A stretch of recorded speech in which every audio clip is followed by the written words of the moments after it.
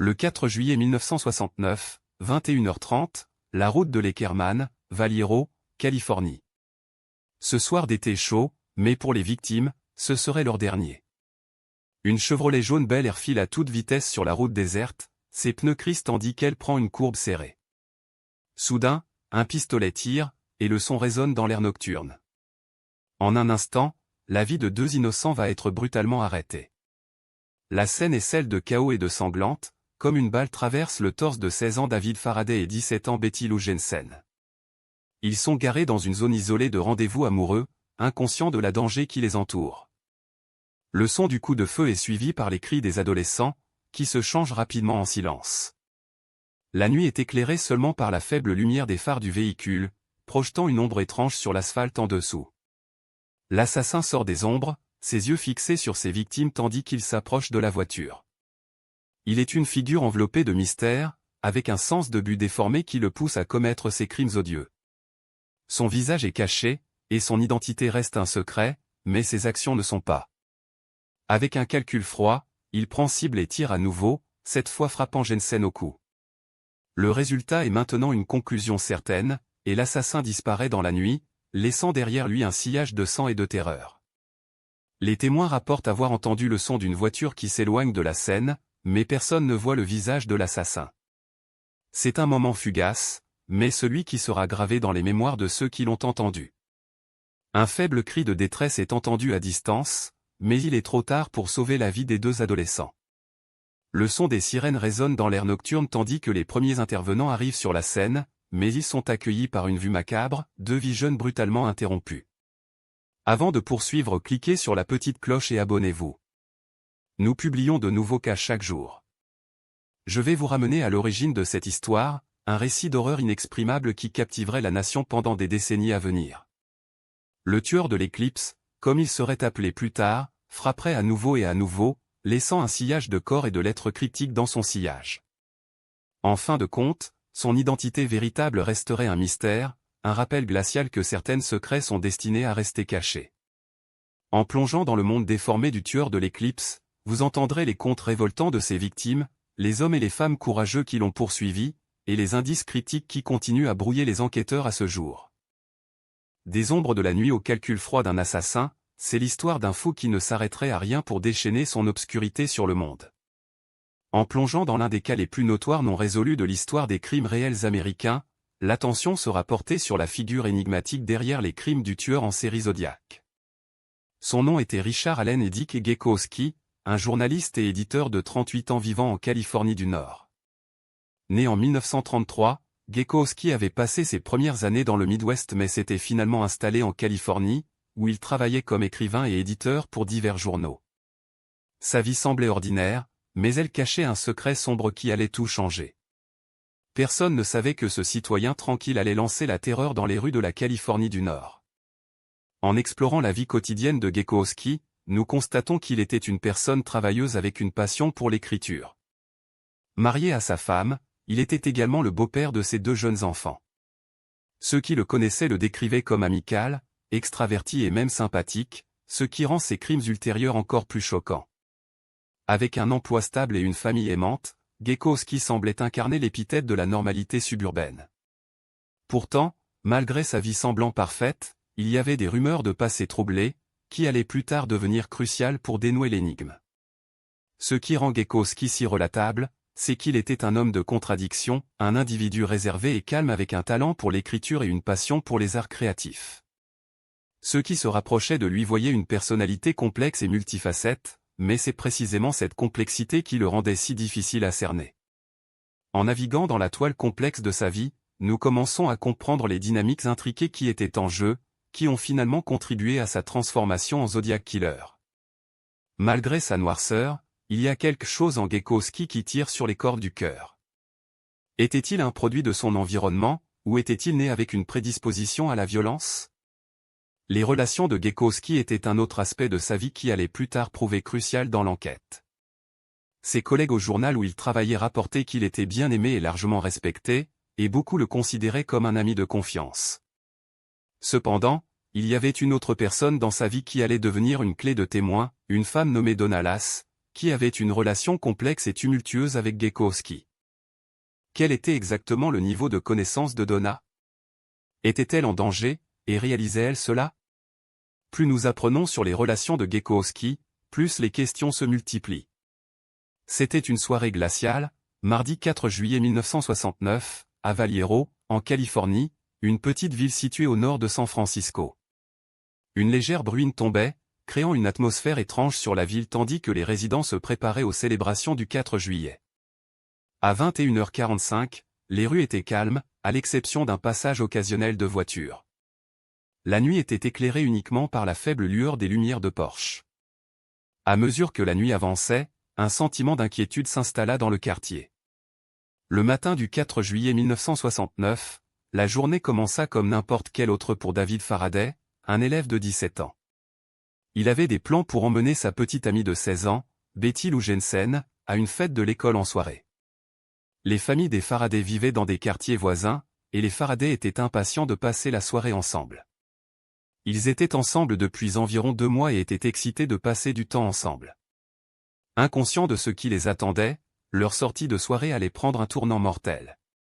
C'était à 21h45 que David Faraday s'arrêta dans un endroit isolé sur Spruce Avenue, une petite route étroite près de l'Eckerman Road. Le couple s'était arrêté pour écouter la radio dans la voiture de David. Soudain, un tueur émergea de l'obscurité, caché derrière un arbre. Il ouvrit le feu sur le couple, tirant sur David dans la poitrine et le tuant instantanément. Betty Lou fut touchée dans le dos et tomba à terre. Le tueur se tourna ensuite vers Betty Lou et la tua à nouveau, cette fois dans la tête, mettant fin à sa vie. Le plus choquant de ce crime était la démonstration sanglante qui suivit.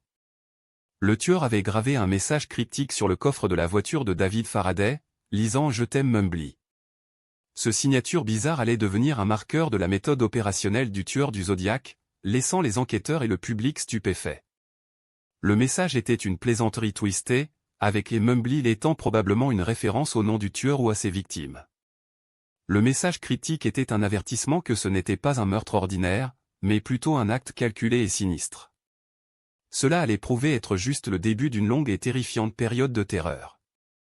Les premières personnes à découvrir la scène de crime étaient un groupe de jeunes qui avaient été en voiture en soirée. Ils tombèrent sur la scène et furent confrontés à une vue atroce. Ils appelèrent rapidement la police, et bientôt, des officiers du département de police de Vallejo accoururent sur les lieux. L'enquête initiale révélerait une traînée d'indices, y compris des douilles de cartouches et un message critique mystérieux. À mesure que la nuit avançait, il devint clair que ce n'était pas un accident, mais un acte calculé de violence.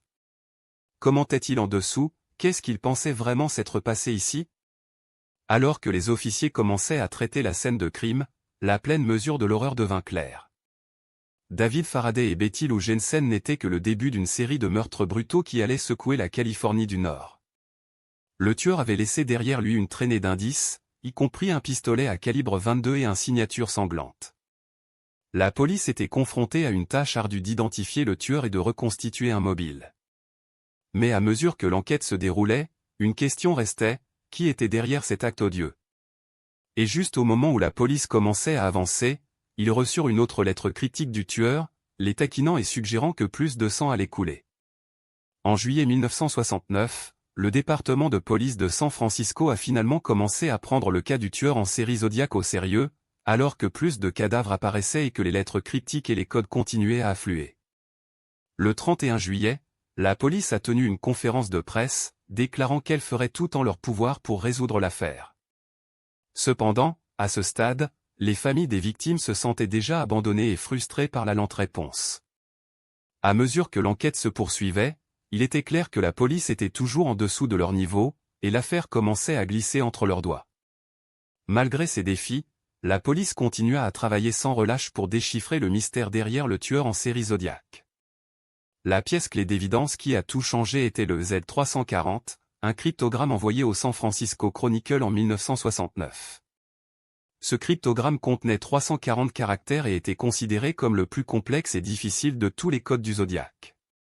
Au début, la police n'a pas pu le déchiffrer, mais le cryptogramme est resté en haut de la liste comme une piste potentielle pendant plus de 40 ans. Le 340 est devenu une source de fascination pour les codesmiths et les experts, et ils ont continué à essayer de le déchiffrer. Finalement, en 2020, une équipe de codebreakers a réussi à déchiffrer le code, révélant qu'il contenait une liste de noms, d'initiales et d'autres détails personnels des victimes. La police a élargi leur liste de suspects pour se concentrer sur plusieurs individus clés, notamment Arthur Lee Allen, Richard Gekowski et Ross Sullivan. Chaque suspect avait son propre ensemble de motifs et de connexions à l'affaire, mais aucun d'eux ne pouvait être lié solidairement au meurtre. Malgré le manque d'évidences concrètes, ces suspects sont restés en tête de l'enquête pendant des années. La police avait les yeux sur ces hommes, mais ils n'ont toujours pas pu mettre le doigt sur qui était derrière les crimes du Zodiac. L'enquête a continué à être bloquée par le manque d'évidences tangibles. Un grand piège à piste dans l'affaire impliquait un homme nommé Richard Gekowski, un journaliste avec un passé douteux. À l'époque, il était un suspect principal en raison de son implication dans un groupe de gauche radicale. Il semblait être le parfait candidat, mais des mois d'enquête ont finalement abouti à rien. À la rétrospective, les enquêteurs réalisent qu'ils ont gaspillé du temps et des ressources précieuses en suivant une piste qui n'a finalement rien donné. Malgré le revers, la police a continué leur recherche du tueur, toujours gardant un œil sur de nouvelles pistes et de nouveaux suspects. Cette affaire finirait par prendre un lourd tribut aux enquêteurs, à la fois mentalement et professionnellement, alors que la recherche d'explications s'est poursuivie pendant des années. Dans un tournant inattendu d'événements, un livre paru en 2018 intitulé « Les dossiers qui nous hantent » a révélé que l'homme nommé Arthur Lee Allen, un condamné pour agression sexuelle sur mineurs et suspect dans l'affaire du tueur en série Zodiac, avait laissé derrière lui un colis suspect dans un hangar. Le colis contenait un chiffrage amateur, qui a été plus tard décodé par une équipe de amateurs de détectives. Le message décodé pointait vers un nouveau suspect, l'accomplice présumé d'Arthur, Richard Gekowski, mais l'enquête était déjà trop avancée. Cependant, cette révélation a apporté un nouveau tournant dans l'affaire du tueur en série Zodiac qui a longtemps été ignorée. Cette nouvelle information a le potentiel de changer tout ce que nous pensions savoir sur le tueur. Le chiffrage, qui était caché à l'intérieur d'un livre appartenant à Richard Gekowski, contenait un message qui lisait « Je les ai tués ». Le message était daté de 1969, la même année où le tueur en série Zodiac a envoyé son fameux Z340 chiffrage au San Francisco Chronicle. On pense que Gekowski, un journaliste, aurait pu être impliqué dans les activités du tueur en série Zodiac, peut-être même avoir écrit les lettres cryptiques envoyées par le tueur. Alors que certains experts croient que cette nouvelle information pourrait être la clé pour résoudre l'affaire du tueur en série Zodiac, d'autres sont sceptiques quant à sa validité. Richard Gekowski a nié toute implication dans l'affaire du tueur en série Zodiac avant sa mort en 2004. Malgré la nouvelle information, l'affaire du tueur en série Zodiac reste officiellement non résolue. En 2002, le département de police de Valiro a rouvert le dossier, mais l'enquête a été finalement fermée en 2004 faute de preuves. En 2007, le dossier a été rouvert à nouveau, mais aucune nouvelle piste n'a été découverte. Cependant, en 2018, une équipe d'amateurs de détectives, qui a décodé le message « Je les ai tués », a affirmé avoir identifié le tueur en série Zodiac comme étant Richard Gekowski. Alors que cette nouvelle information a apporté de la vie nouvelle au dossier, il reste à voir si elle conduira à une condamnation.